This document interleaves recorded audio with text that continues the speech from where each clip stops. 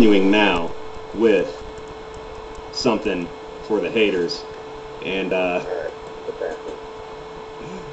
and I'm gonna get back to my buddy Sean's. All right. Where did he end? He said, if anyone ever did that in baseball, they would be drilled with a fastball right to the ribs of their next at bat. Right. Like I said, that's what gentlemen do. And then, because he ran out of room on my wall, he wrote a whole new one that said, also, and this is where it gets personal, just because you didn't excel in, or for your matter, even play a sport, doesn't give you the right to label it as boring. Baseball is not an easy sport to just pick up one day. I've heard that a million times. I bet anybody could go out to the park and knock down 5 of 10 from the stripe, but I would love to see you step in the box and try and slap a 75-mile-per-hour batting practice fastball out of the infield 5 times out of 10. And then he put in parentheses, YouTube video, like maybe we should try this. Maybe we should, like a challenge. Maybe I should go to the batting cages and step into the very fast and see if I can rope 5 out of 10 and record it and then put it online so people can laugh at me.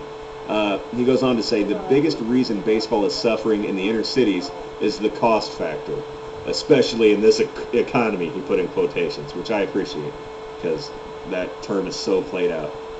For a decent bat, glove, and ball, a kid is looking at $200.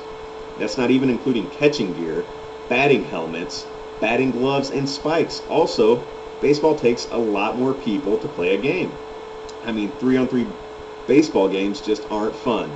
I recommend a book by Dave Winfield, Making the Play, How to Get the Best of Baseball Back. The man has some great ideas. P.S. We are still friends. No, we are not. All right, we are too. But he's just, there's so much of that. Okay, the cost thing I've heard 100 times, and my argument to that is, then explain to me the popularity of football in the inner city.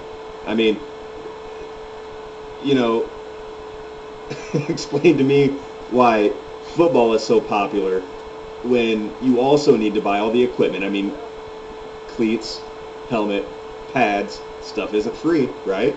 You also need to have a large amount of people to play these games, to play football games. You can't go out there and play 2-on-2 football. That's not fun. I mean, you can play like a catch, but you can do that with baseball. But with baseball, I mean, you got to have like a field. You got to have like a big open area to play. They don't have that in the inner city, really. But they have football fields to play on.